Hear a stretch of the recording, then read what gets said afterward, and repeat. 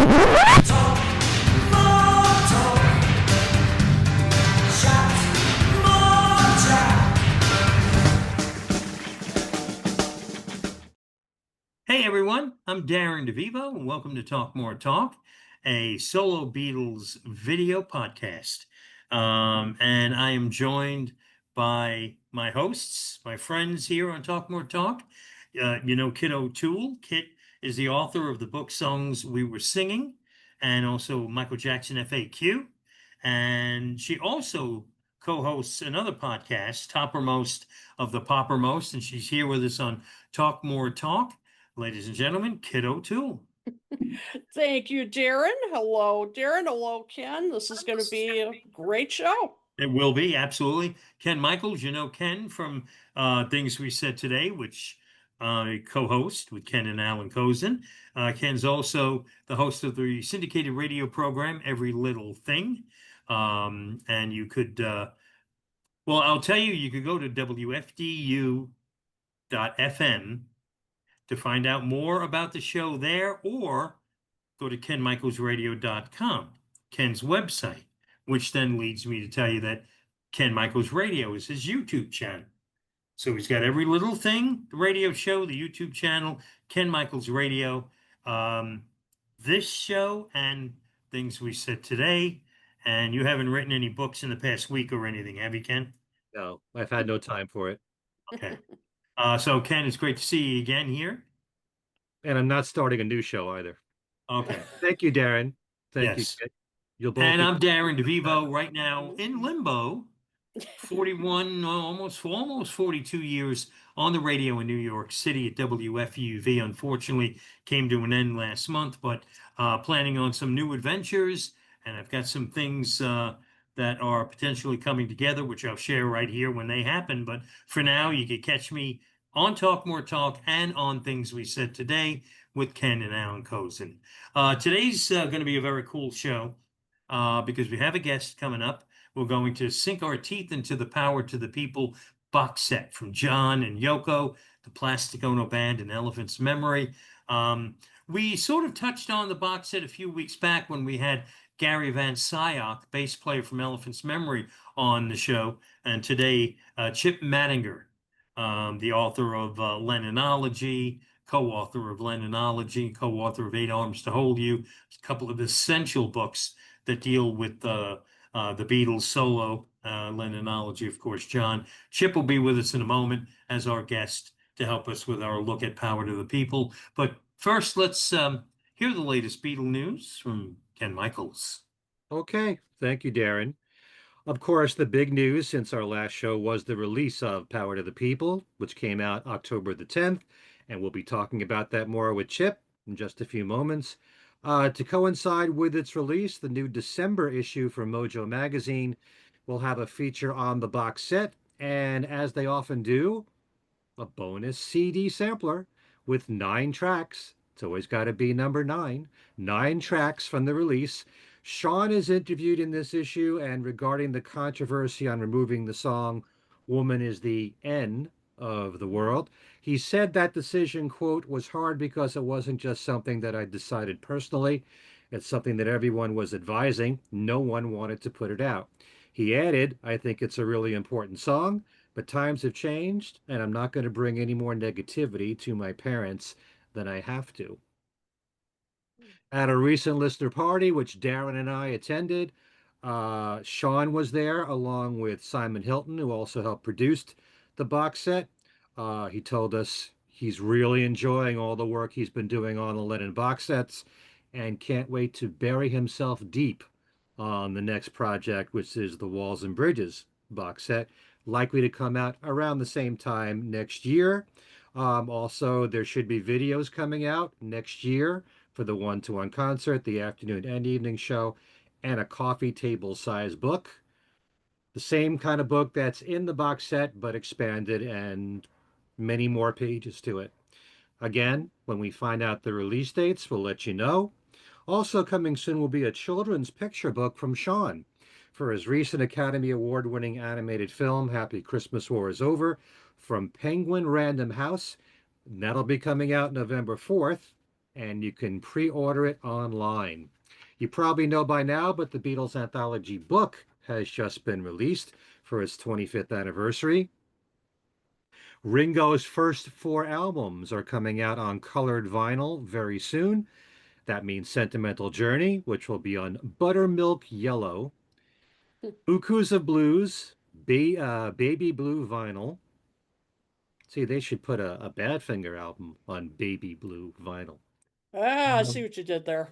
They have. Oh, Have they really? really? Come back to me on that. I don't have the information. I'll try to dig it up. You just reminded me of something. Go ahead. We'll Okay. come at the end of the news. All right. The Ringo album on Molten Lava, that's the color, and Goodnight Vienna on Psychedelic Waves. That's the color for that, each costing $30. October 24th is the release date. It's an exclusive on Ringo Starr's site, available for pre-order now. That duet that I've told you guys about between Chrissie Hynde and Julian Lennon, covering the Beatles song It's Only Love, is now out. You can watch the video for that, where you can hear the duet itself. And I'm not sure if it's on Spotify yet, but this is all part of Chrissie Hynde's new album of duets. Also, Julian Lennon's new EP called Because, which has 4 songs on it, comes out October the 24th. I'm not sure if there's still copies available through Julian's website, but he did say that he's making copies available that he's signing on his website, a limited edition of that. But you can go to julianlennon.com for that. The book, Wings, the story of a band on the run, comes out November 4th. November 7th is the release date for the new compilation, Wings. And November 21st, the Beatles Anthologies, volumes 1 through 4. November 26th, the Beatles Anthology debuts on Disney Plus, volumes 1 through 3. Now, Mark Lewison has been in the news because he attended the recent Liverpool Beatles convention and he interviewed several people there. And now you can watch these interviews on YouTube, including Jeff Britton, Thelma McGuff, formerly Thelma Pickles, who we talked about here on Yes. this show, supposedly John's first girlfriend. And I mentioned this on things we said today. Thelma married Roger McGuff from the Scaffold.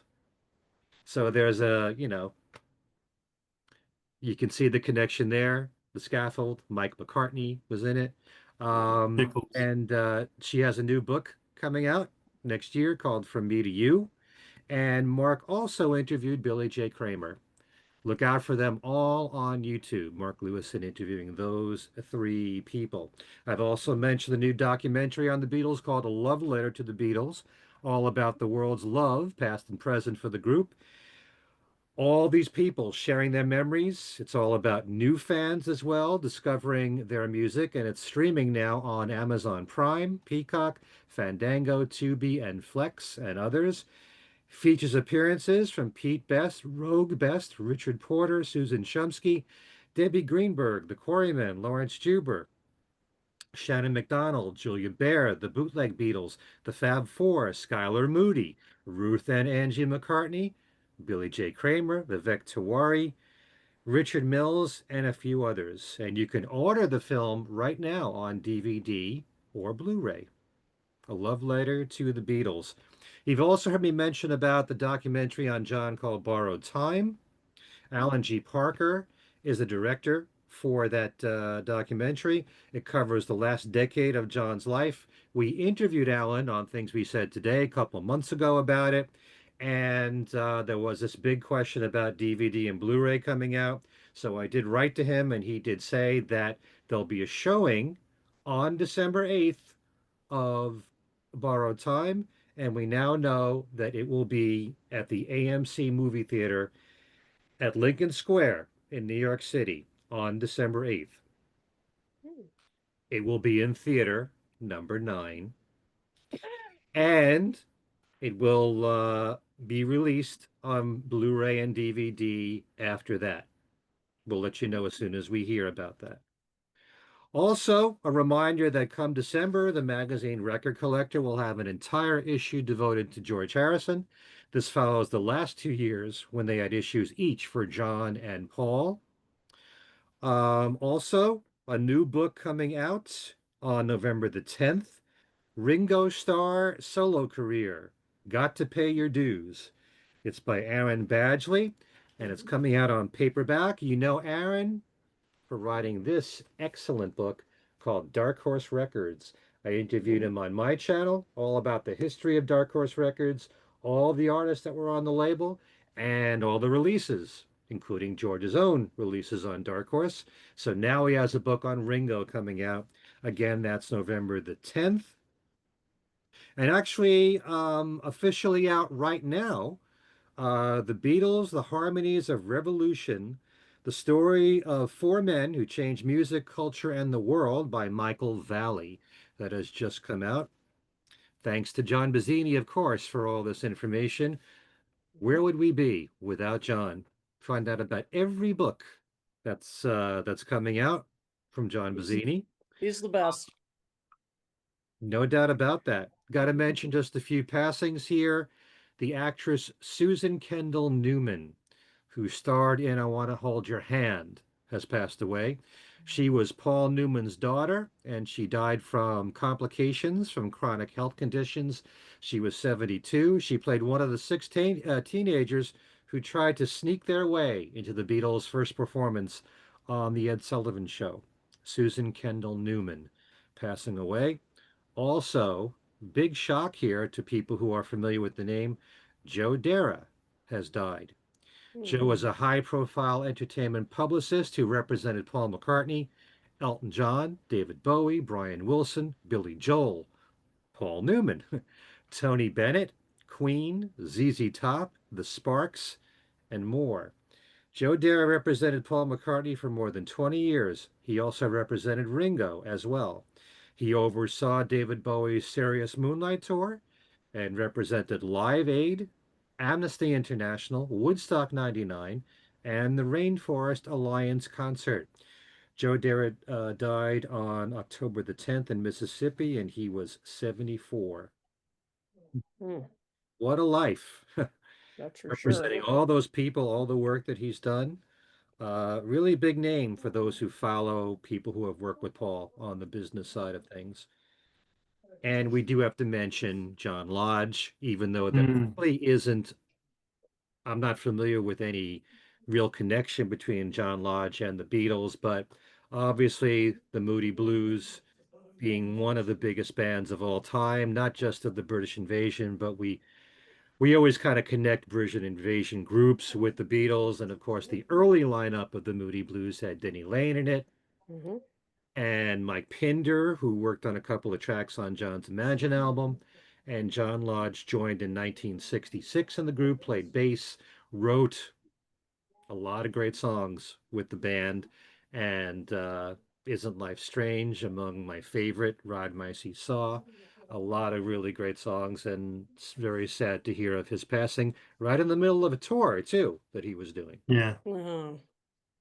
So, Moody Blues only have Justin Hayward, although you were pointing out on things we said today, Patrick Moraz is still with us. But, Right. you know, Mhm. really Justin Hayward, who I heard just wrote a song that was a tribute to the members of the Moody's who have passed, who I'm Oh, really? sure we're going to Oh. hear the song fairly soon.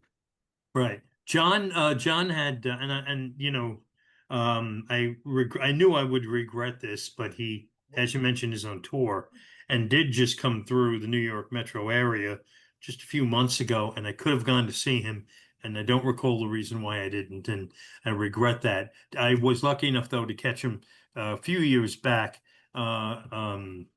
And he's actually he was releasing music again. For so many years, the only solo album of his was Natural Avenue, and then there was the album he did with Justin Hayward, Blue Jays, in addition to the Moody Blues stuff. I And love then it. I think over the course of the past, I'd say 10 years or so, he put out a few things, a few studio records, a few live albums. Love Conquers All, if I'm not mistaken, is the name of an EP that came out earlier in the year from John Lodge. Very sad of his passing. I have that Badfinger vinyl information. Now they have, and I don't exactly know what it's called. They have sort of a record store day in the UK that I think is something to the effect of, is it album day or something? I don't know what it's called, but they have special releases coming out for this event. And this year, Magic Christian Music is has been released on blue vinyl. The label is Calderstone, and it is not well, it's available here, but it is a import. And if you did a Google search, Magic Christian Music Badfinger blue vinyl, you'll find retailers who are selling it. You can order it online. It was released a couple of days ago. And most of the sites I've seen have it selling for $32, which I think is a little steep. 180 gram sky blue vinyl. And it's the Magic Christian Music album, the 2010 mix. I should say the 2010 remaster on blue vinyl. They have the Apple logo, the Apple label on the record. So if you're into collecting colored vinyl and you're a Badfinger fan, you might want to look for that. So that's that. Thank you for that information. Oh, it's my pleasure. Should have had vinyl for Straight Up since Baby Blue is on there. I'm sorry about what? I'm sorry. They should have had blue vinyl for Baby Blue on. Who knows if this is now going to become Badfinger stuff popping up here and there on colored vinyl, like the Ringo releases. But anyway, thank you, Ken. And now it's time to introduce our guest, the one and only Chip Madinger. Now it's time to bring back our friend Chip Madinger, who has been he's been on Talk More Talk and Things We Said Today so many times that he's got a memorial like window here with his name that's his. We reserve it just for him when it's time to have him come on the show. And this time out, we've got one heck of a heavy-duty box set to talk about, which has just been released, Power to the People. And Kit has her copy there. Of course, I left mine downstairs. Why should I be organized? Power to the People from John and Yoko and the Plastic Ono Band with Elephant's Memory and special guests. It's a box set that really takes a lot of time to sift through. Power to the People is one of those box sets that tries to accomplish numerous things. And I think most of the time it succeeds, but maybe not all the time. It's not a classic box set that concentrates on one album, gives you different mixes, gives you outtakes and demos, and that's it. This in a nutshell attempts to document John and Yoko's life as they arrived in New York City towards late 1971 through most of 1972. And we have Chip Madinger here to talk about the set. So I thought generally speaking, we'll start the conversation with an quick overview from all of us on what we think about the set, and then we'll dig in deep to some of the nuances that you like, you don't like.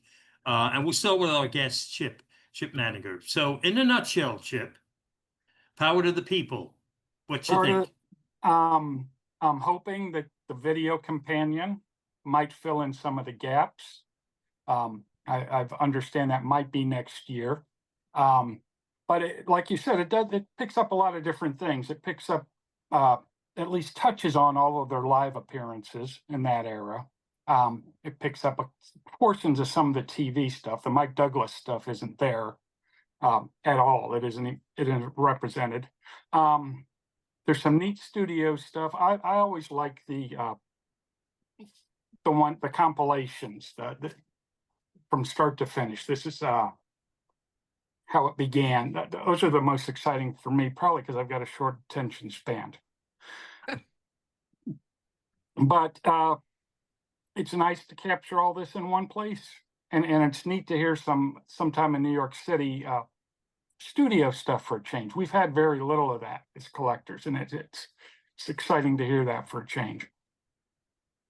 Okay. And Kit, your thoughts?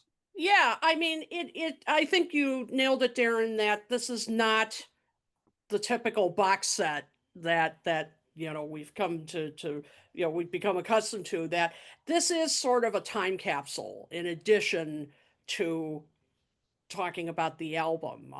It is chronicling this segment, of John and Yoko's life when they were politically active, when they were, of course, writing protest songs, I'd kind of forgotten how many live performances they did during this period. Not in, wish they'd done more, but I'd kind of forgotten how active they were in that sense too. And so you get a lot of that. I love demos, and so I was glad to see with the evolution mixes, and then the some of the demos he was doing. I mean, they're kind of informal demos at the. I think it was at the St. Regis, where he played some rock and roll and also then some stuff, songs he was working on. That was interesting. I think it's just kind of an interesting document of not only about the album itself, but also the fact that he both, just fooling around on the guitar by himself or in the studio with Elephant's Memory, how much he was going back to old rock and roll at this point. I mean, Good point. Yeah. yeah, I mean, he was really revisiting that. And you can hear elements of it in the album. In sometime in New York City. So that's another thing that kind of leapt out at me from this set. So that's what I would say to anybody, going into this thing. Don't expect the Imagine set, the Plastic Ono Band set. This is different, very different.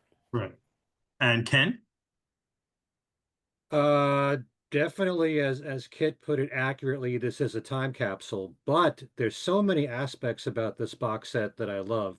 First of all, at the risk of sounding repetitive, as someone who's always said, you can't judge an album after one listen, I've only had the chance to listen once to all the discs because Yes. there's 9 discs in here, so it takes a while for it to all absorbed, for you to absorb the whole thing. But there's so many things about this box set that I love. It's really the fact that even though it's a time capsule, most of the songs revolve around the Sometime in New York City album, and there's performances of the songs prior to the release of Sometime in New York City, Yeah. like the John Sinclair rally, like the Live at the Apollo event. I love the fact that a lot of TV appearances are in there, though, like Chip said, I wish there was the Mike Douglas stuff and the Dick Cavett, although because of the omission of one song that we've talked about, you really can't include the Dick Cavett appearances, although they also did Sisters Oh Sisters, I think, on Dick Cavett. But, it's a great listen. There's so many versions of the same song. To some people, it may be too repetitious to hear one version of Sisters Oh Sisters after another, one version of John Sinclair after another. Attica State is all throughout the box set. I love those songs, but I love all the slight differences that you hear, and especially in the evolutionary uh, mixes, Yeah. which always tend to be interesting, although there weren't too many changes in many of these songs from start to finish, which tells you that the songs are pretty much set in stone. Not all of them, but even still, I mean, Sisters Oh Sisters is a great case of the first thing you hear is an acoustic version of it, which is complete. It's the same song and it's nice just as an acoustic version. There's a lot of things to chew on in this box set. I love the fact that both concerts were included. I wasn't fully aware of the fact that the set list was slightly different between the afternoon and the evening show. The sound quality is amazing throughout. Yeah. My favorite thing of all are the evolutionary mixes and all the recordings from the film Clock, which we'll talk about here. Although that's been bootlegged for a long time, the sound quality is stunning of all that stuff. If you love John doing 50s rock and roll and Buddy Holly and Chuck Berry stuff. It's all there, plus some original stuff that hasn't been released before. Yeah. So, don't really see the need for the four cuts with Phil Oakes. I think that kind of, you Hmm. could have Hmm. replaced that with something else, Hmm. maybe. But for the most part, there's so much here. Sometimes quantity is just as important to me as quality. Quality is a subjective thing, and in terms of quantity, they always give you, in all the Lennon box sets, plenty of material. You can never say that they're not generous in what they give you. Right. So, for the most part, I'm enjoying it. It's not a perfect box set, partly because of the omission of that one song. Don't want to belabor that point, although we'll probably get into it anyway. But yeah, I'm really enjoying it. All right. And for me, I mean, as is usually the case, my opinion here is sort of a mix of what everyone just said. Um, uh, I find going into its release, I will admit being very confused on what it was going to be.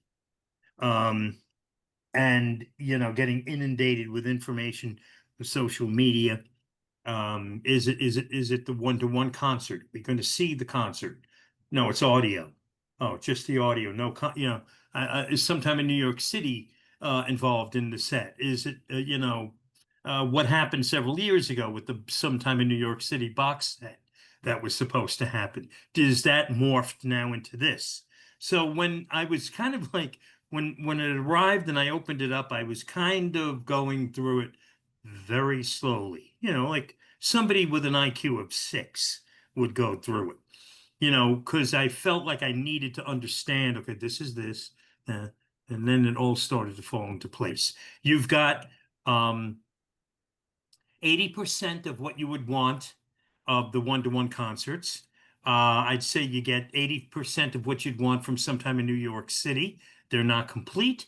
You get lots of bonus stuff, as everyone pointed out, from the sessions and rehearsals and whatnot, yet they still managed to overlook certain things, like Chip pointed out, the Mike Douglas show. But, the exact opposite of what Ken said, I enjoyed the Phil Oakes stuff after it was over, and and it's credited as Phil Oakes, John Lennon, and Phil Oakes, when in reality it was really just Phil Oakes, Yeah. and it sounded like John just messing around on guitar in the Well, background.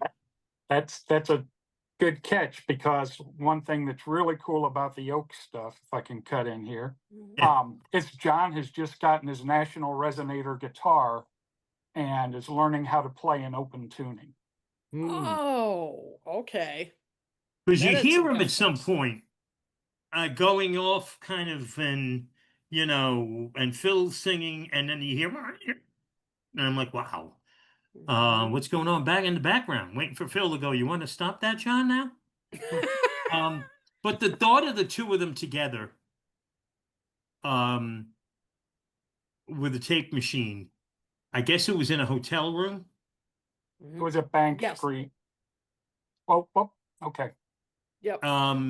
We have some disagreements over or Okay, yeah, because it alternate says, interpretations of where things were recorded. okay, Ah, okay. The gotcha. funny thing, like the box set in a way, my notes are scattered. So I think I have the location according to the box set of the Phil Oak sessions in a document that's behind the Zoom screen, so I can't access it now. But I found that fascinating, to include that. I don't know if it should have taken precedence over the Mike Douglas stuff.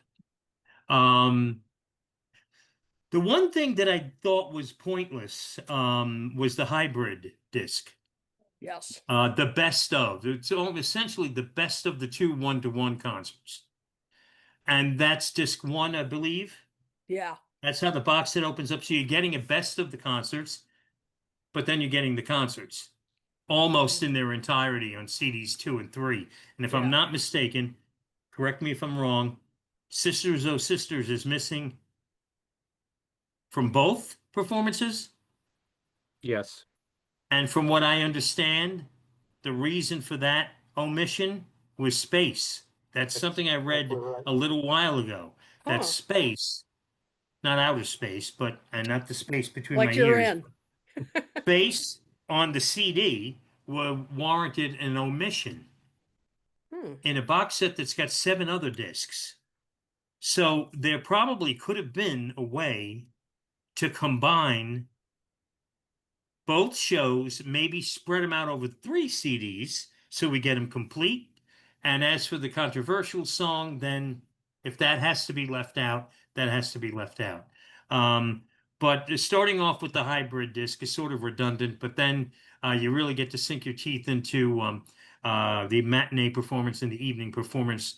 I noticed as I was progressing, I listened to the matinee more than I did the evening, that I was picking up little bits that I was familiar with from the Live in New York City album. Um, I don't want to venture to say that Live in New York City was mostly based on the afternoon show because I didn't do an A/B. Um, It but was. the thing that really But New jumped York out at me City, this set, so say who? Live in New York City was supposed to be based on the afternoon. Yeah, that's yeah. Oh, the And album. Okay, okay. yeah. Yeah, so that I heard so many things, and I'm like, that I was familiar with for all these years from Live in New York City. Granted, I haven't listened to that album in eons, Mhm. but the thing that really I wanted to concentrate on, as much as all the other stuff is great and there's omissions that need to be addressed, but um, the Sometime in New York City album is now renamed New York City here. Mhm. That's because the controversial opening tune is missing. Um, and in its place, well, the running order of the album, if you know the album, New York City, which closes side one, um, is now flipped to open up the album. And then Sisters Oh Sisters follows, and then the running order is the same through the studio portion. But I've always felt that Sometime in New York City was Lennon's weakest album. And I don't think I'm changing my opinion there, but I gained a whole uh I learned, I mean, my opinion of it changed drastically from listening to the power of the performance that was lost in what I think was a muddy, sloppy production job from back in 1971 and 2. That has now been cleaned up for better or for worse. And you really can enjoy the performance on this kind of new look, this revisited New York City album, and the fact that Sean even took some liberties with extending the mixes, allowing us to get little studio jams that were cut out originally. But that was supposed to be in a nutshell. And if someone could read back to me what I just said, because I forgot everything. But it's sort of like the box set. It's hard to kind of zero in on one Yeah. thing. There's a lot happening here. It ultimately is an important document of the period. And now I will let Kit throw some questions at Chip, and I will have a trick. All right. Sounds good. Well, I have been dying to ask you guys this question concerning the afternoon and evening shows, the one-to-one show. I'm sure we all know that over the years, it was always said the evening show was better than the afternoon show, that should have been released and not the afternoon. So now we've got them both, at least most of them, most of the songs. So, what do you think? Do you think that the right performance was used on the New York City album back in '86? I think it was. Yeah, '86. Or do you think they should have included the evening performance? So Chip, you look deep in thought. So I'm going to throw this at you first. I'm refreshing on what shows were on what media format Mm-hmm. back then, because you had the album in '85, you had the video, you had the ABC broadcast back in December of '72, you have the King Biscuit Flower Hour, and you have this little bits that are on Anthology and Shaved Fish. So it's been cast four corners of the universe here. It's nice to have it all in one place now. Hmm. Yep. So did you think the afternoon was better or worse or same or than the evening? I think it's like any live concert, they'll try and record two on the same day or in consecutive days, and then, one show will kind of take precedence, but then they'll dovetail in other songs that, might have been a stronger performance or didn't have a clinker that they were trying to get over. I think it was probably okay as is. I mean, it wasn't the afternoon blew away the evening show. It wasn't a situation of that. It was that these songs, maybe they talked through the rehearsal a little more in between concerts. But there's something good about both of them. Yep. For one, the afternoon you get Don't Worry Kyoko, Mhm. and the evening you get Give Peace a Chance. Yeah. With Stevie So singing a bit on it. I enjoyed that. Oh, Melanie? Okay. Yep. Hard to miss. Absolutely. I- Ken. Oh, go ahead. Sorry. No, Dan. no, go ahead. I was going to change the subject. Go ahead, Ken. Oh no. Obviously, you hear Stevie Wonder on Give Peace a Chance. Do you hear Melanie at all? I mean, I've seen No. the video. A little bit. She's in there a little bit if you put on your headphones. Mm. Okay. Mm. But with me, it's very difficult to judge because, again, it's one listen on Yeah. both discs. Right. So, it did seem to me that for the evening show, maybe John's voice was a little bit tired from having done the afternoon show first. Um, you also got to judge Yoko's performance too, because I think that she was fantastic in these shows. She sang really well. Um, I will point out that Born in a Prison, the evening show, I don't know what John was doing when he was singing with Yoko. He was trying to sing higher, and it didn't sound right with Yeah. Yoko's voice.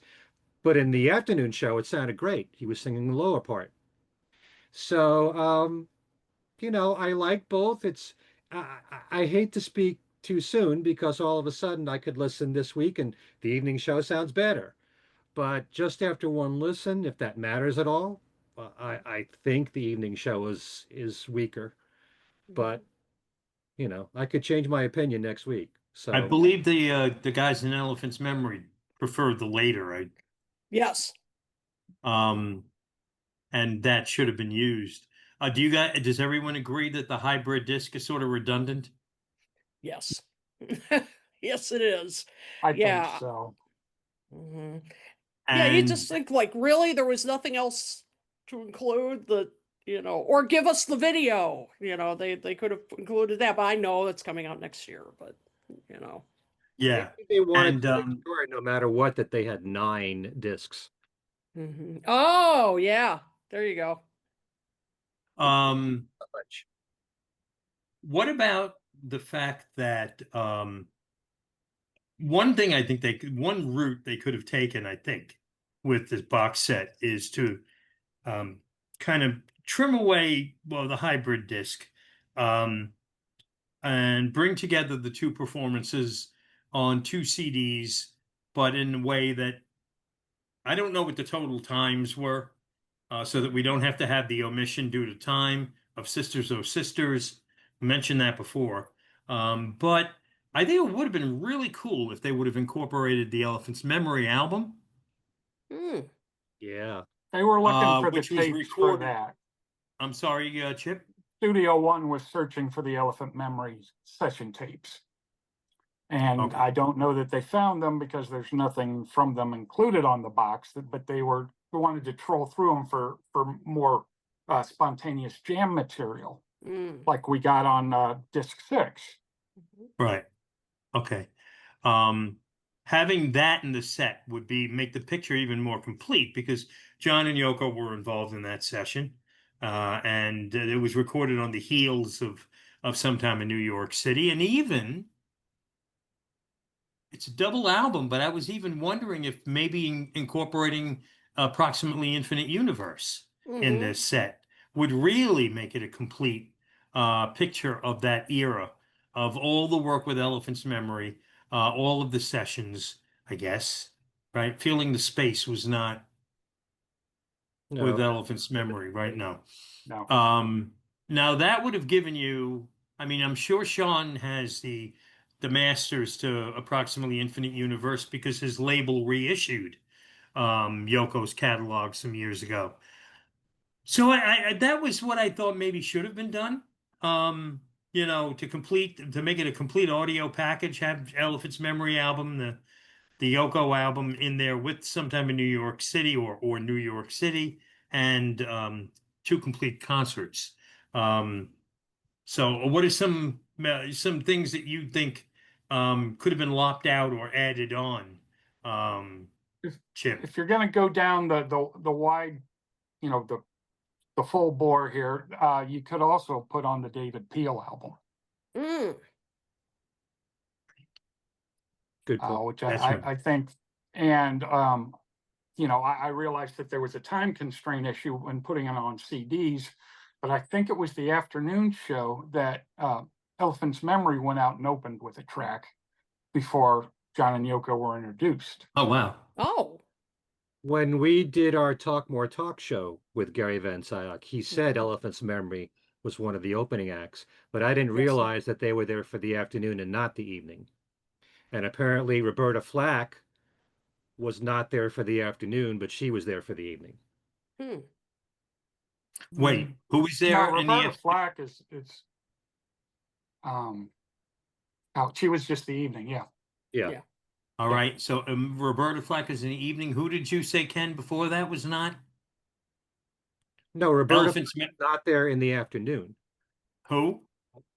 Yeah, so the afternoon one had Sha Na Na, Elephant's Memory, and Stevie Wonder. Yeah. The evening Oh, okay. Sha Na Na, Roberta Flack, and Stevie Wonder. So that was the only difference. I see. And was Melanie Fitton? Was she in both? I I've don't know. only seen photographs of her from the evening show when Yeah. she was on stage during Give Peace a Chance. So she may have been part of the David Peel human choir that John was referring to at the opening of Instant Karma. Oh, right. Right. Hmm. Okay. I forgot the David Peel. Now, is Elephant's Memory playing on that? No. No. So that's kind of out of the POEMB Mhm. catch-all. But still, if you're trying to do the political, just Yeah. moved into Bank Street through the end of 72, It's then part I of that think, period. Yeah. yeah. It is definitely Mhm. part of that era where it seemed as though John and Yoko were getting to know everybody that was down in the Village in Lower Manhattan in the early 70s, and especially those involved with politics and and radical politics and whatnot.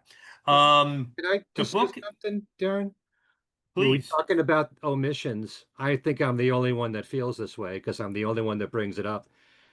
But I really wish that the opening acts would have been represented in some way on the box set. I Just agree. Yeah. a sampler. Maybe not the full sets, just so that people know that they were there because all you ever hear about is John and Yoko and Elephant's Memory. Mhm. Yeah. Right. Good point. That's a good point. And Darren, I just wanted to mention too, I really like your idea of including the Elephant's Memory Mhm. album, because I thought Elephant's Memory overall in this box set really came off very well. I mean, I Yeah. think I've really gained even more appreciation for them. Because you could kind of hear in those jams that they were doing with John on the rock and roll thing. It sounded like they were trying to still find their way with him, like they were trying to kind of get in sync. And you could hear it, hear them grow as Yeah. those sessions went on, and then in those live performances, I mean, Gary, I got to give a shout out to Gary. I actually texted Eva this and said, "Tell him his bass playing is funky as hell." I loved his Yes. bass on this. Oh my gosh! I Yes. mean, he really and really, I just overall gained way more appreciation for that band. And so I agree with you, Darren. I think if they had added the album, that would have given a fuller picture of their story, their connection with John and Yoko. Yeah, instead of that hybrid disc. You know, I used to always be under the impression, I think it was incorrect, that Jim Keltner was brought into the whole picture to strengthen the rhythm section up. Perhaps the drummer from Elephant's Memory maybe wasn't a strong drummer. I think his name is Richard Frank. I'm checking that here. That's Richard right. Frank Jr.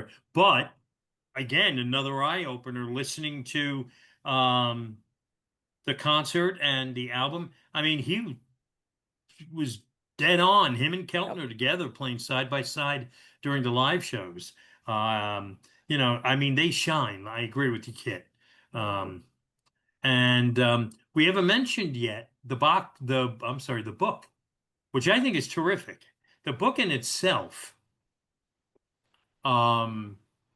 stands alone. If you don't even want, if you don't want to listen to the music, the book in itself is a terrific coffee table type book, digging lots of pictures, digging deep into all the topics. The Willowbrook State Hospital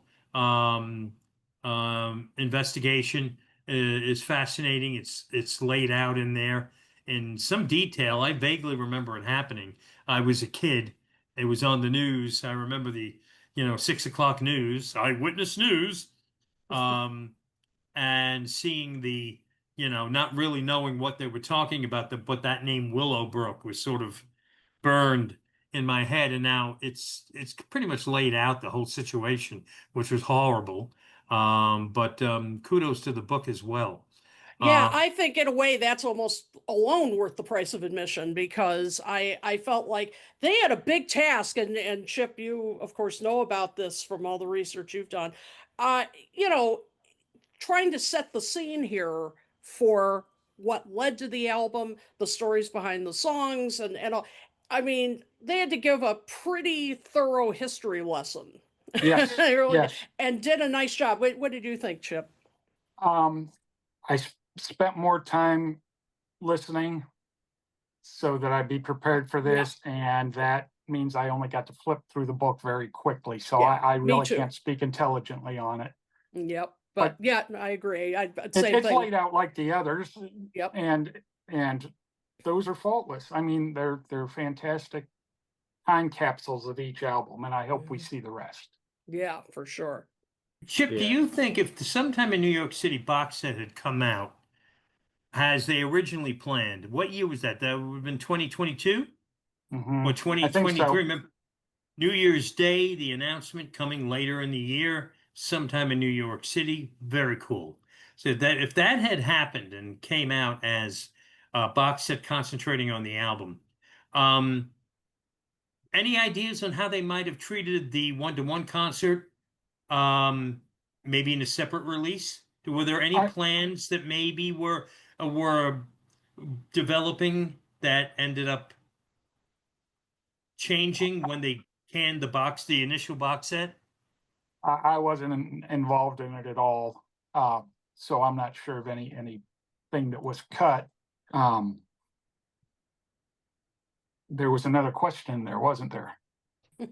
Well, mainly it was, Yeah. would we have still had something similar to this set concentrating on the one-to-one concert in addition to separate, but in I think addition so. a separate box set for sometime in New York City, as they had originally planned? Well, I don't think I'm telling anybody something they don't know, but sometime in New York City is John's weakest effort. And I think shoring that up with the live material serves it well, Yeah. because you get to hear some more developed arrangements of the tracks. One thing that was missing from this altogether, and it's understandable, were the 2 weeks of rehearsals, which a lot of it's widely available, but I think after you've gone through those, alluding to what you spoke of earlier, Darren, was Keltner being brought in. That's precisely why he was brought in. Oh. He also played on the album. He was also there to keep time on the album. Some of it was just simply a bass drum, was all Keltner did. And Kit, you were talking about the bass playing at the concerts. Let's not forget about John Ward, Yeah. who was a former Elephant's Memory guitarist, Mm-hmm. who they brought on. He was living in a commune at the time, and the women in the commune are the ones responsible for that lovely frock he was wearing that evening. Huh. That's right. They had two bass players for that Yeah. performance. One more, and it would have been Spinal Tap. Yeah.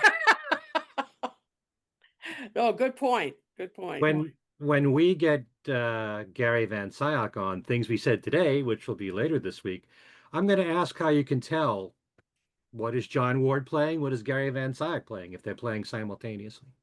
Mhm. So, yeah. By I the know way, he talked to us here because I think I touched on just briefly the presence of Jim Keltner. And I believe Gary said that the drummer, again, I have his name over here, Elephant's Memories drummer, whose name is right Rick. here under my notes, Richard Frank Jr., was very open to having another guy come in to play with him. This wasn't a case of why I can't do it. I can't do the job. You have to bring in a ringer. But he very much appreciated having Keltner there, and it strengthened the performance. So, which I thought was cool because guy could have said, well, you want Keltner to play, that's what I would have done. But I'm anyway, sure that's Spector had uh, something to do with it as well. hmm, Phil Spector Yeah. and thickening up the sound at the live performance. Mm. okay.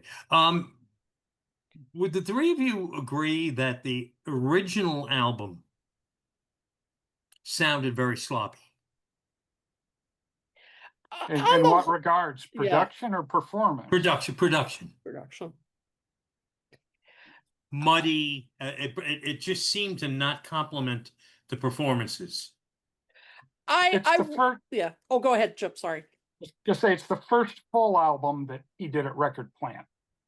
Mm. So it's a new place. It's kind of a new crew. I mean, he was there. They did Happy Christmas there. They did the Imagine overdubs there. But to sit down start to finish, this was the first album. Spector's production style, as great as it is for some things, would tend to muck up things. Make them not nearly as now with the surround. We've got a place to put each one of these instruments. And before, Spector was just looking for that impact, which I think lends a lot to what you were saying about considering it to be muddy production. Mm-hmm. Mm-hmm.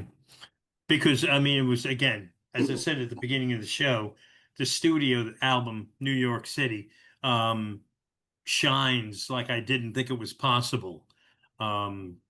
And I've also felt that some of John's other albums also tended to be overly dense. But I've always felt that way about rock and roll as well.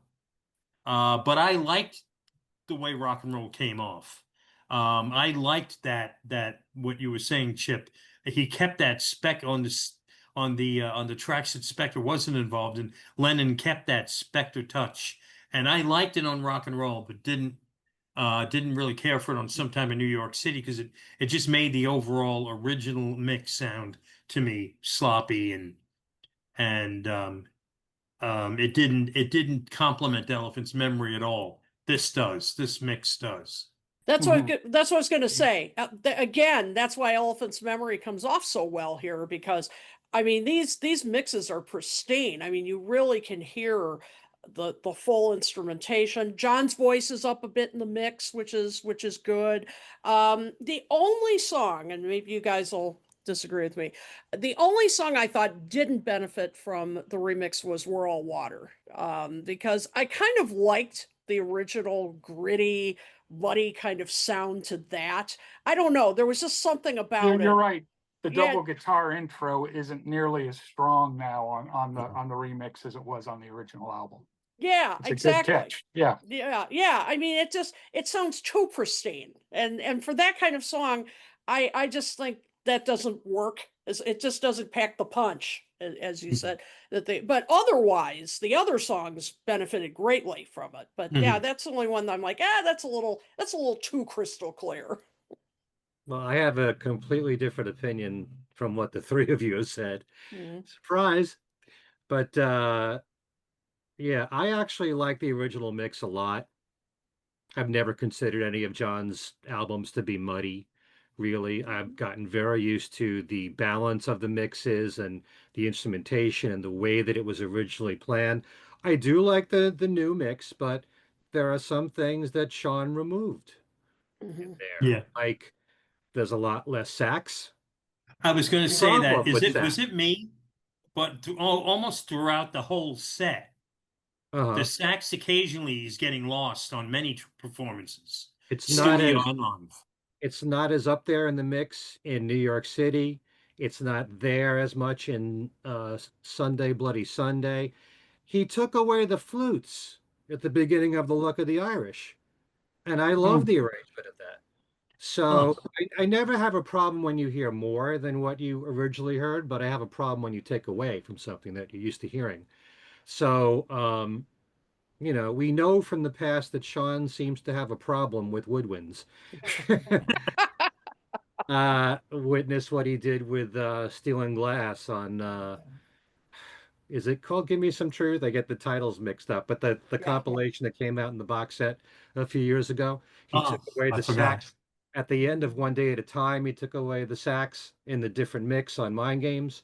So he seems to have a problem with saxes and woodwinds, and I Hey, I like get it. the mixes. I actually like it with stand down in the mix a little bit more.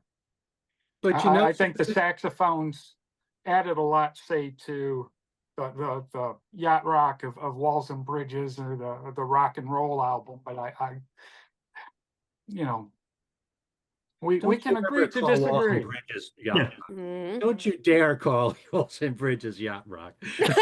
I know it. How I thought, dare you? Oh my. Our oh guest boy. has been Chip Madinger, and Good night, everybody. Uh-oh. yeah, Chip's speaking getting a of great, weapon. Yep. um, but in a band like Elephant's Memory, Stan Bronstein's sax playing is so important. It's so much a part of the sound of that band, as is Tex Gabriel. That's another thing, that you hear in the rehearsals and all, hearing them working out the parts and what a good guitarist he was and what a great saxophone player he was. Give some props to Gary Van Syok. They were a really good band, and I know I just did a show with three fans who were there at the Oh, one-to-one. nice. And Mark Lapidus was in there, and my friend Mary Ellen Barbarito, and Joe Raiola, who does the Theater Within concerts in New Oh, York I City. forgot. He said he was there, right? Yeah, and Joe thought, Elephant's Memory, what is John doing with a band like that? He should have the best musicians on the planet. But, they were a hot band. They had a lot more of a resume than he was aware of. I wish Gary Van Syok was on the show with us. But, like Tex Gabriel was in Mitch Ryder and the Detroit Wheels. They all did a lot of session work. They were in Midnight Cowboy on the soundtrack. you know, uh, they have an impressive resume. They're a good band. John was looking for that kind of raw sound. That's what he wanted then, and they were just right for it. So, I just think, especially when you hear how great Stan Bronstein is in those rehearsals, playing so many incredible solos on sax, use him to your advantage.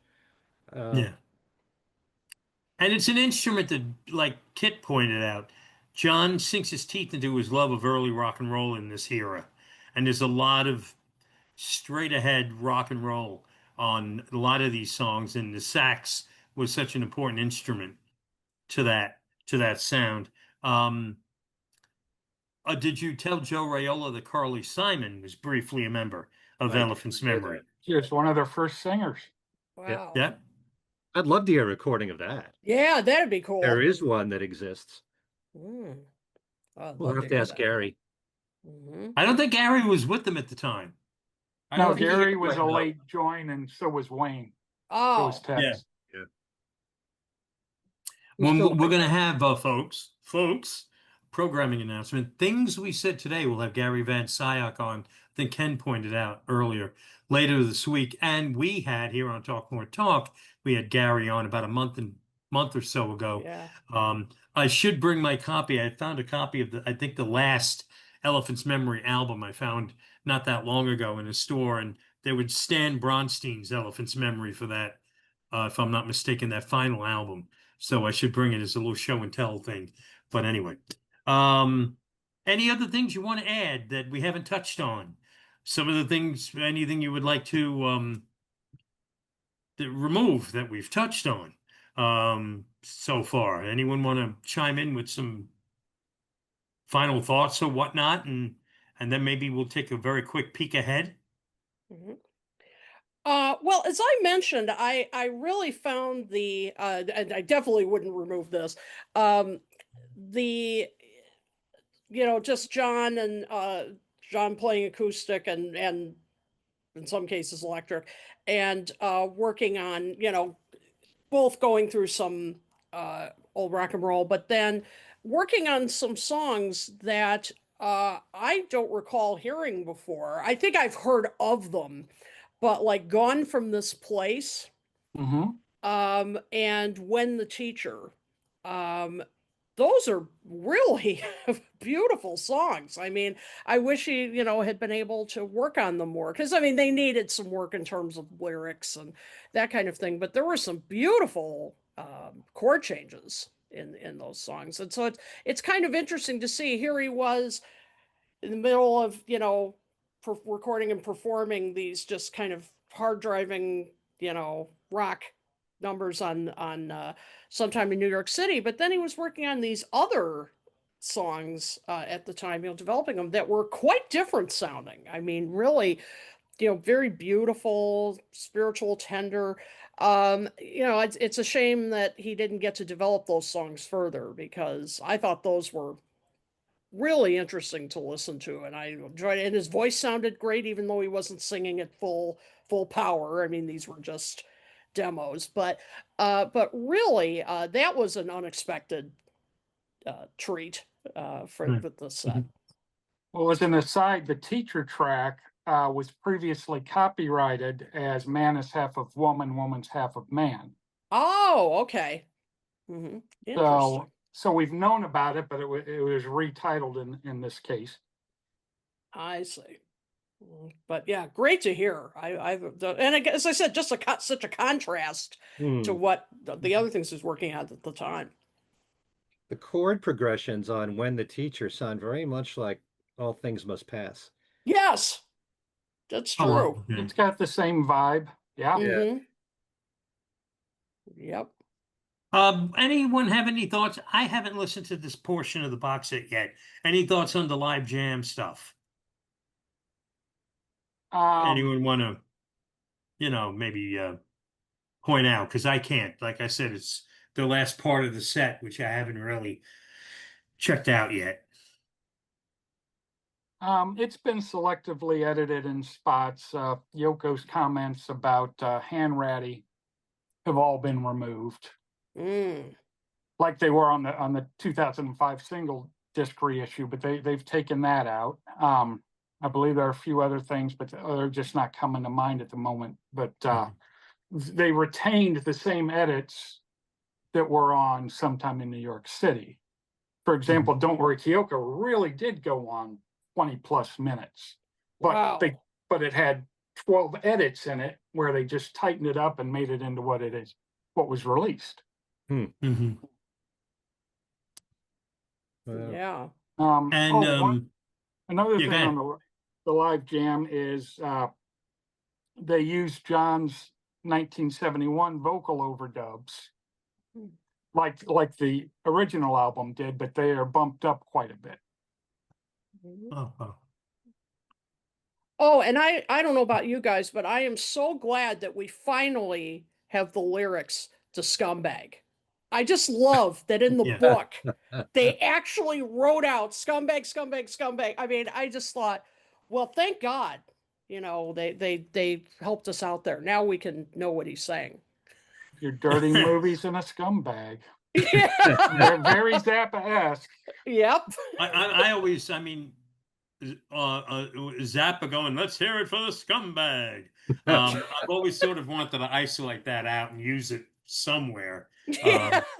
But that's very funny, Kit. Another- Listen, we can have that song. We can't have the other one. Another piece of tape that's Yeah. interesting to listen to is Howard Smith. We've heard him interview John and Yoko several times, but he would catch other artists as they came through, and one of them was Frank Zappa. And when Howard went, and it was the day of the Live Jam performance at the Fillmore, well, John and Yoko were in the interview with him, and they're quiet for maybe that's a good part of it, but they start chiming in a little bit. So that's well worth searching out. It's easily found. Is Howard Smith's interview with Frank Zappa. Okay, got it. Can you tell us why they hooked up together? Why did John and Yoko work with Frank Zappa at the time? Good question. It's a good question. I think John always admired him and his work, but I don't know if that was because of the Howard Smith connection, if he brought them together.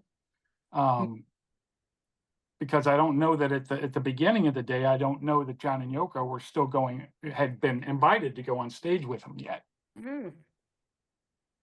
Well, it kind of made sense in a way, though, because I mean, listening to they call it jam rag on the different parts, including Scumbag. Yoko and Frank Zappa were kind of on the same page in terms of the unconventional noise music and avant-garde. So in a way, it made total sense for them to work Right. together. One thing, John, yeah, I agree. It was neat to put them in the same pot together and see what came out. And, Yeah. John always thought it would be interesting to put Yoko and Stan in a vocal booth together and see who won the fight. Just with all the avant-garde sax playing that is present on some of it. More of a honk than a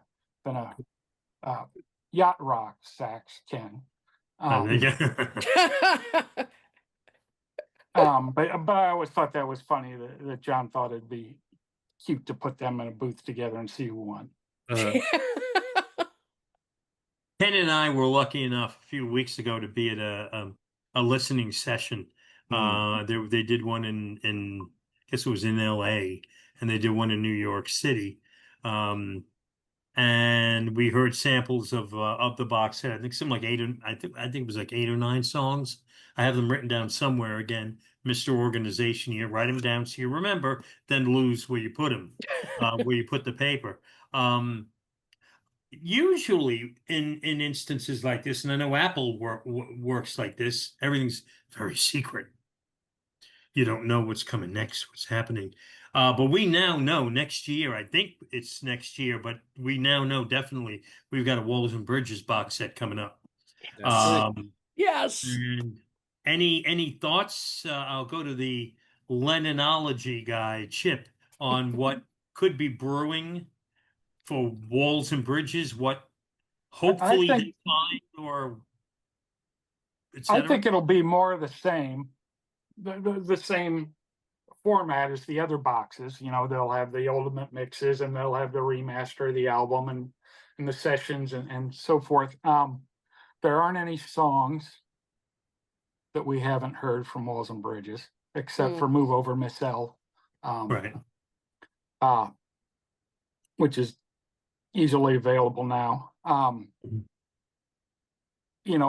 was thrilled to hear the first take of Number 9 Dream, which there was a radio show. I didn't write it down, but when the last box came out and they were promoting it, they played. It was maybe a minute and a half long, but it was fantastic. So I'm looking to see more of the alternate takes and see how things were built up. The recording, that's aside from Double Fantasy, that's probably the best sounding of all of his solo albums. Hmm. For one, and in this case, he brought the band in and rehearsed them for a couple of days before they started the proper tracking. And those rehearsals are what we heard on Menlove Avenue. Right. So I've got a feeling we might see some of that. I think that should be represented and not lost on an out of print CD now. Agreed. You know, hopefully we'll get some studio chat between he and Elton. Mm. That'd be You nice. know, I'm not sure how much of that might have made it to tape, but that's a fascinating relationship right there. Yeah. So, and I'm sure there's a lot of neat artwork that's going to be available for Walls and Bridges. You know, they could do a really slick package. Not Right. that these aren't, but you know, that one I think has a lot going for it before it's even out of the box. Please, no $1,000 box set. I beg. Whoever's in charge of that, I beg. Because You I know, don't know how I'm going to make it between now and Christmas, between this set, between the Wings' greatest hits, the anthology coming out. I'm a big Pink Floyd fan, and David Gilmour just put out a massive box set. And we've got the Wish You Were Here 50th anniversary box in December. It's like, guys, the Who Are You box I'm sorry. and the Who Are You box. Thanks. Um, I had everything under control, Chip. Now the budget just went out the window. That's right. Come Yep. on, you can always mortgage the house. Come on. What's more My important? wife What's the big deal? Been done. So yeah, we have Walls and Bridges coming, and Ken, did he say who was it? Simon Hilton, I think, said Yep. he came straight out. There was no hot secret. Did he say 2026 or did he say 2027? He For said, Walls and I'm pretty Bridges. sure he said next year. I Okay. think Probably he said around the same next time as year. that. What, And Chip? not only that, he did say that there'll be the two videos for the afternoon and evening show. Mhm. And I did see on another podcast that, and we were just applauding the wonderful book in here. All the box sets have great books, that there will be an expanded coffee table one for this coming out next year. Oh, okay. So there's that. There are a few things I wanted to point out that are the pluses of this Power to the People box set. As we mentioned briefly, some of the songs are longer, and that's a Mhm. real, especially John Sinclair, which goes on for a couple of minutes more, and you get to Yeah. hear more of John's guitar work on slide guitar Yeah. on there. And Sunday Bloody Sunday goes on a little bit longer. Right. I like the fact that there are 4 tracks that they give you just the orchestration and nothing else. Like Sisters Oh Sisters is in there, and Born in a Prison, I think. And Yeah. normally you may not spend that much time when you're listening to the full mix of the orchestration, and you don't realize the work that gets put into it. I'm glad they did that with the 4 mixes, the 4 songs here with the orchestration. It's kind of like what they did with the Beatles song Something, Mhm. where you Mhm. just heard George Martin's orchestration by itself with nothing else. And it's so understated and you don't realize that it's there. But when you hear it by itself, you realize this is beautiful by itself. So I'm glad they did that. They also have introductions to some of the songs on Sometime in New York City that wasn't there. I Yeah. like the fact that in the evolutionary mix for The Luck of the Irish, you actually hear Yoko say, male chauvinist pig engineer, which they took that and put that at the beginning of Sisters Oh Right. Sisters. So that Right. came from. Um, Right yeah, on, sister. Mhm. but and I'm really surprised at how great the Yoko tracks sound live from the one-to-one show, especially Open Your Box. Mhm. You know, her vocals are so strong on those songs. And Don't Worry Kyoko as well. Um, You know, Water just to really jump rocked. off the Water. ju- to Yeah, jump off what you just said, Ken.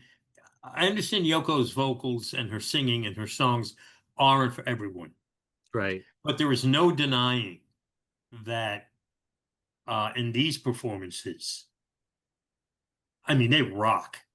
Mhm. And in the right settings. I mean, she was ahead of her time, and you hear it in these performances that you were just pointing out.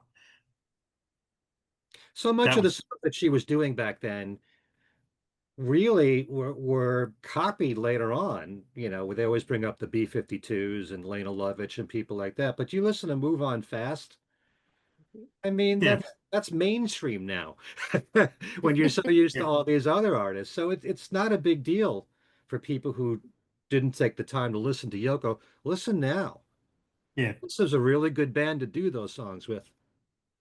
Yeah, and I yeah, think it's also evident how much she influenced John at this point, like some of the cold turkey Yeah, performances. I mean, his vocalizations, they're, when he's trying yeah, to recreate the feeling, the feeling of withdrawal. I mean, he goes even further right. in many of the live performances and is using some of the same kind of techniques that Yoko uses with her voice. And I think you can also hear how when they are playing her songs, how John's doing some different stuff on guitar, different kind of harmonies. I mean, he really obviously enjoyed the experimental nature, of her songs. yeah, Gave him kind of a new creative freedom, I think. Yeah. Mm-hmm. Mm. I loved all the sounds that came out of John's mouth in Cold Turkey when he's improvising towards the end and the screaming on Mother, for example, Mhm. as You well. pointed out and I'm glad you pointed it out, Ken. Did I just cut you off again? No, Oh, not okay. this time. Um, I'm Most of glad you the time. pointed out the slide solo on the extended John um, Sinclair. John Sinclair. There really aren't any, I don't think, John Lennon guitar solos on record. Mhm. Okay. I don't think so. Mhm. That's about as close as you come to Lennon just letting loose um, and playing a solo. And it kicks ass. Mhm. And I could see why it was taken off the studio album at the time. Um, but they played on till I guess the tape broke down, and we get to hear it now. And John really does like lay into the dobro there. Um, so If I'm not He does. mistaken, he's actually playing both parts. Oh, okay, wow. all right, It Okay. says And I, during and I the can believe it too, because as tight as those two guitars are, it really does sound like it would have had to have been played by the same person. yeah. Mm. So he did two solos. They're overdubbed. Okay. Nice. Okay. but you don't I haven't need made it through the book yet, but my research has led me to believe that he did both parts. Mhm. I think Nice. Gary Okay. might have even told me that it was just Gary and Rick and John in the studio when that was being recorded. Wow. So ask him that this week. Yeah, there Yeah. you go. yeah. John didn't do much more with the dobro, Well, No, right? Crippled Inside was him, right? that was George playing the part. Oh, right, Yeah. right. Mhm. Yeah. But Right. aside from maybe some demos, I think he might have set it aside after this. Yeah. And it's a shame because I mean it really was I really enjoyed that. I mean I think it showed again a new side of him. And by the way, I meant to mention too the demos for me were a great part of this set. And I really thought it was interesting hearing some of the early versions of John Sinclair because I thought wow this is like Delta blues. I mean the really Mhm. early Yeah. versions. So I didn't fully appreciate that he must have, I don't know if he had been listening to it at the time or was already, familiar with it, but I thought, wow, this is, if he had just gone with acoustic versions of these songs like this is like, as I said, sounds like it's out of the Delta. Yeah. Um, Good point. Good point. Mhm. one of the rehearsals, one of the rehearsal tapes, which I actually think we hear in the uh, Evolution versions, was Chris Osborne playing the dobro part, Oh, and that dude's got some licks. mhm. Hmm. That's for sure. It was the rehearsal for Attic Estate. So Okay. listen to that in the not the elementals and the not the Evolution? element mixes, the evolution mixes. Yes, Mhm. thank you. Oh, sure. Yeah. When you were talking about lead guitar solos from John, Darren, you didn't mean with the Beatles too, right? No, no, not really. No, solo. Okay. But I will admit one thing with the Beatles. I think I've only in recent years have become aware of the fact that it wasn't just George when there was a solo, and that the all three of them were doing it. So I don't actually know which ones are John, which ones are George or Paul.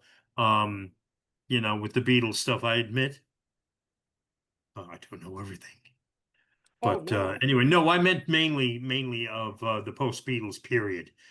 John, his guitar playing seemed to be the case more and more. It seemed to be a little, I don't know, it seemed like he played it a little less and less as, his solo career continued on. I don't know if that's got anything to it, but Hmm. anyway, Well, you'd have to think on Plastic Ono Band since he was the only guitar player.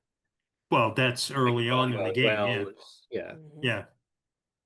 Before we put a wrap on things, let's um for the folks who are not familiar with Chip and his work and his books, Hate Harms to Hold You, which you co-wrote, and Lennonology also is a co-write, right? If I'm not That's correct. mistaken. Tell us about the books. Tell us about the new development with the ebook or whatever they call them, and how folks can get in touch with you and get what's available.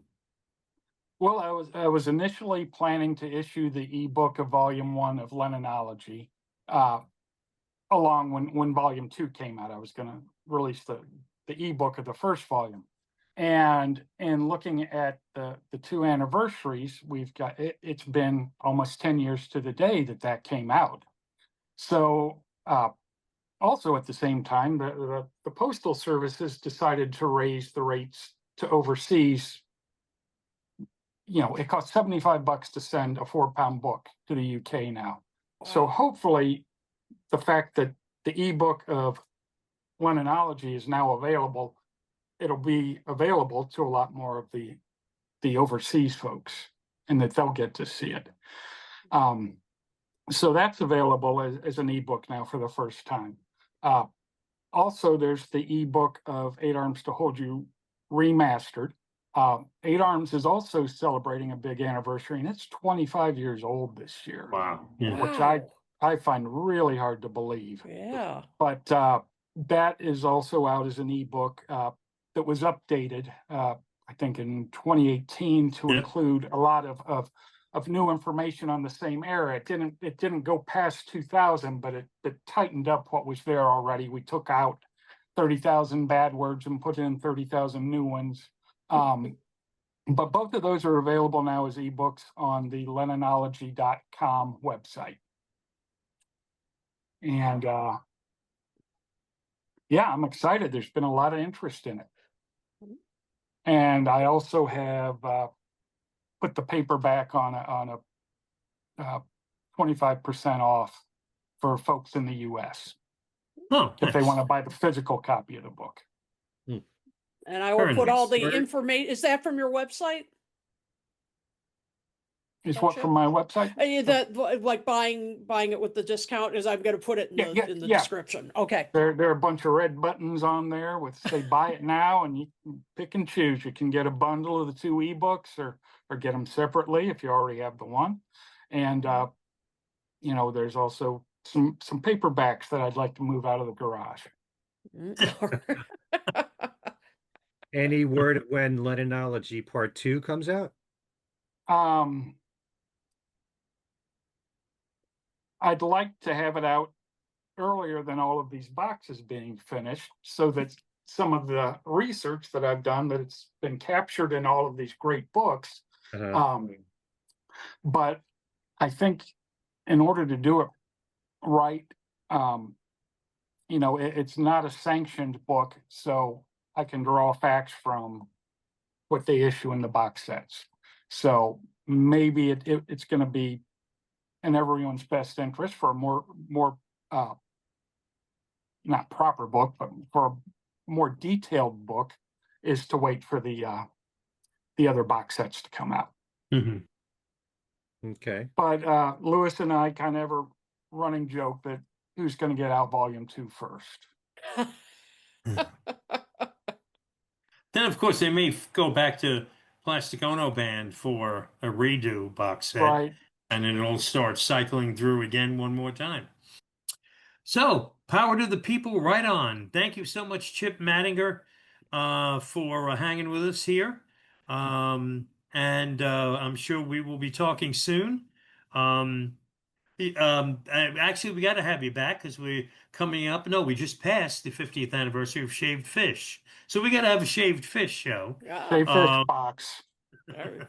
Yeah, the Walls and Bridges box. We will have you back for that. Oh yeah. Actually, All right. the 50th anniversary is going to be Friday.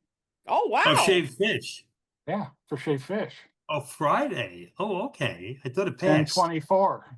Yeah. Mhm. All right. That was my first John Lennon solo album. Yeah. Wow.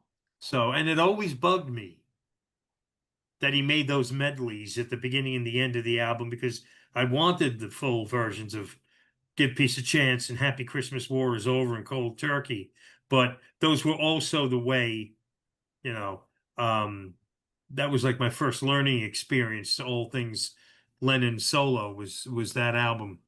And when he died, unfortunately, when he was killed, I listened to that endlessly. Shaved Fish. So with that, thank you, Chip, My pleasure. and we'll talk to you soon. Take care, Always Chip. a great time. Thank you. Thanks, Chip. And that was Chip Madinger. And go to his website, which is Lennonology.com, to find out about the books that he has written and co-written, which are essential to having a chronicle of all things John Lennon and his recordings. So now we've reached the end of Talk More Talk. Let's go around the horn and catch up with what Kit and Ken have been up to. Ken? Okay. If you'd like to get in touch with me directly, if you want to say something bad about that yacht rock comment, you can email me at everylittlething@att.net. Okay? On my own channel, Ken Michaels Radio, we just did recently another show for the one-to-one concerts with 3 fans who were there, including Mark Lapidus, the organizer behind the Fest for Beatle fans, and also a good friend of mine, Mary Ellen Barbarito, who you probably see all the time at the Fest for Beatle fans, and He's Joe great. Raiola, who is the guy that puts together the Lennon tribute shows every single year in New York City. This year, December 12th at Town Hall, with special guests Judy Collins, who's going to be honored, Graham Nash, Suzanne Vega, Jimmy Webb, a whole bunch of really great people. So the 3 of them shared their memories of the one-to-one concert. You know, it's great to have memories from musicians who were there and then just from the fans. So I was grateful that I can get 3 of them together in one show. And that's my most recent one. If you can, please subscribe to my channel. It's Ken Michaels Radio on YouTube. Then on Things We Said Today, we just had Denny Sywell on to talk about his new book, which is here somewhere. We'll find it. Everything is to the left of me or to the right of me. The best and worst of times. Denny, of course, has also been a guest on this show to talk about his entire career before Wings, during Wings, after Wings. He's a great guest to have on. Love to have him on every week. He's got so many great memories to share. And so catch that on the Things We Said Today YouTube channel and all of our audio platforms, the same ones you can get Talk More Talk on. And then there's kenmichaelsradio.com, my own website, where you can find Beatles trivia. There's contests all the time where you can win one of 10 great prizes, books, CDs, or DVDs, and every little thing. my radio show, which you can listen to at any time you want to. It's on demand at WFDU's website at WFDU.FM. Go to their archivals page, type in the words "every little thing," and you will see 4 shows there that are available that you can listen to. Each one is up there for 2 weeks. So you got plenty of time. Beatle music, solo music, thematic sets, rarities, hits, deep cuts, you name it. Anything Beatle related, everything but the kitchen sink, sometimes the kitchen sink. But you can hear that in the radio show called Every Little Thing, WFDU.FM. And that's about it. All right, Kit. Okay, well, if I get this episode up in time, tomorrow, October 21st, Ken Womack and I are going to be doing another episode in our Classic for a Reason series. This time I'm really excited about it. We're going to be digging deep into Prince's Purple Rain album. It's going to be a lot of fun. It's one of the few that we've talked about recently where it's like, oh, I actually remember when it came out. I remember the experience, the whole thing. So we're going to be talking about that. That'll be October 21st, 7:30 p.m. You can register. I've got the link up on Talk More Talk's Facebook page. It's on my page. Hope you can join us. More Toppermost of the Poppermost episodes are coming. So be on the lookout for that. Just go to toppermostofthepoppermost.net to find the latest episodes. And as a reminder, in just a few weeks, we will be at Ken Womack's Rubber Soul Conference on the Jersey Shore. We will be doing a live show. Hopefully, this will be recorded if I can get all the equipment together. But it will be recorded, at least sound wise. And we will be doing our session at 9 a.m. on November 7th. And so please join us, and that's Eastern time. Please join us for that if you're going to be at the conference. And of course, you can reach me at kidotool.com. You can find me on Facebook, and you can find us on Facebook as well. And please, please remember to subscribe to this channel. Our subscriber numbers have been going up lately. Really appreciate it. We couldn't do this without you guys. You can also find us talkmoretalk.com and on Twitter at talkmoretalk1, the number 1. And if you want to get a hold of us, you can email us at talkmoretalksolo@gmail.com. I think that's everything. All right. And as I've been talking about of late, of course, I'm kind of in between gigs right now. Still, there's stuff percolating, but nothing indefinite yet for me to share about where I can be heard again. And, with my days at WFUV now behind me. So in the meantime, while I'm in limbo, you could go to Facebook. I have 2 pages. I'm not sure why I do, but I do. And you could come and join one or friend me on the other, or I'll get you on both pages. They're kind of redundant, but Darren DeVivo is one, and the other is Darren DeVivo : and then it goes on for a bit. So look for me on Facebook, and perhaps the next time we gather here on Talk More Talk, I'll have some specific information about where I'm going to start being heard on the radio. Anyway, so that's the deal for Kiddo 2, for Ken Michaels. I'm Darren DeVivo. This is Talk More Talk, a solo Beatles video podcast. Thanks so much for hanging out with us, and we'll see you next time. Take care. Bye, everybody.